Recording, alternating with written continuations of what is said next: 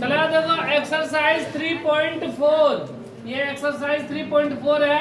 इससे पहले हम लोग 3.3 में पढ़े थे क्या चीज, प्रतिस्थापन विधि, और इसमें हमको क्या पढ़ना है, विलोपन विधि। सवाल में क्या बोला गया है कि निम्न समीकरणों के युग्म को विलोपन विधि तथा प्रतिस्थापन विधि से हल करें। ये जो समीकरण दिया है इसको हमको दोनों विधि से हल करना है, विलोपन विधि से भी और प्रतिस्थापन विधि, दोनों विधि से। और बोल रहा है कि कौन सी विधि अधिक उपयुक्त है, कौन सा विधि आपको आसान है बनाने में, यह भी बताना है। ठीक है, तो दोनों विधि से हल करेंगे, प्रतिस्थापन से भी और विलोपन से भी। पहले हम लोग विलोपन से हल कर रहे हैं, ठीक है।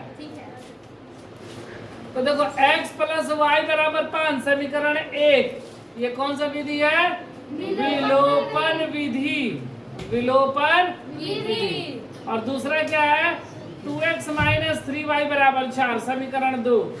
यहाँ पर देख रहे हैं कि ना में x बराबर है, नहीं ना, y बराबर है, नहीं है।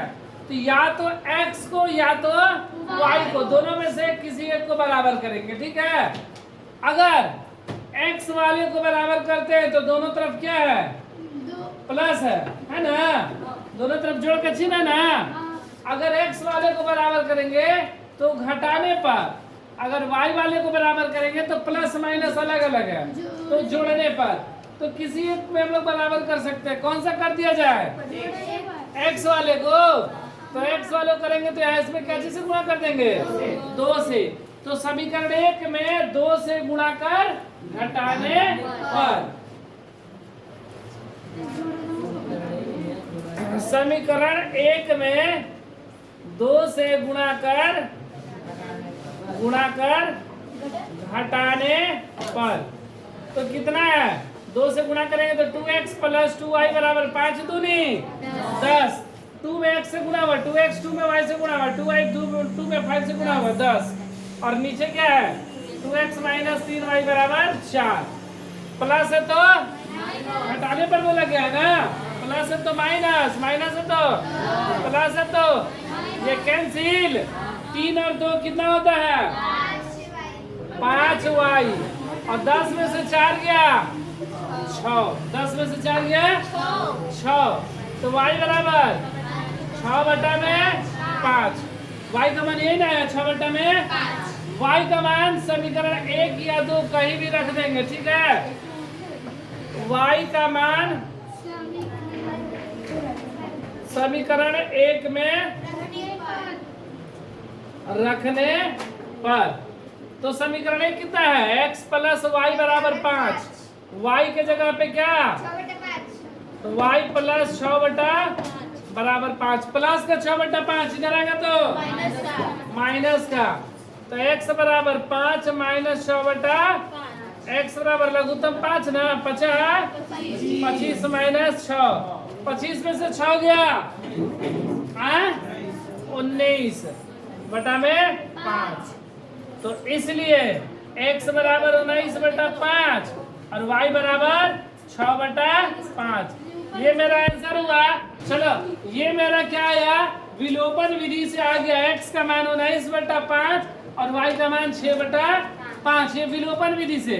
लेकिन सवाल में बोला था कि प्रतिस्थापन विधि से भी क्या करना है, हल करना है। तो ये विलोपन विधि से हल किए और प्रतिस्थापन विधि से सिखाए हैं।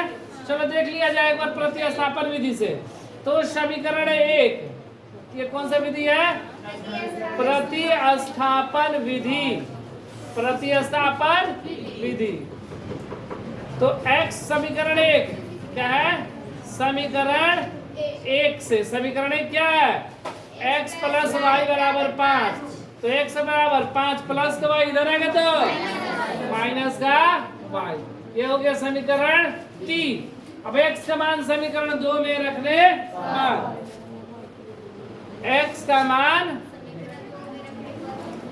समीकरण 2 में रखने पर, समीकरण 2 कितना है, 2x माइनस 3y बराबर 4, 2 इंटू एक्स के जगह पे 5 माइनस वाई माइनस का 3y बराबर 4, 5 दूनी 2y माइनस बराबर 4।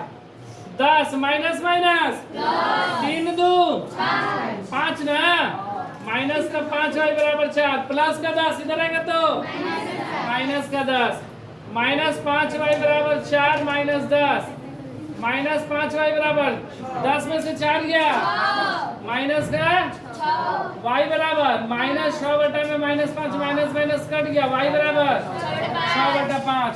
और यहाँ भी आया था ना y का मान 6 बटा 5। अब इस y का मान हम लोग समीकरण 3 में रख देंगे, लिखेंगे y का मान समीकरण 3 में रखने पर।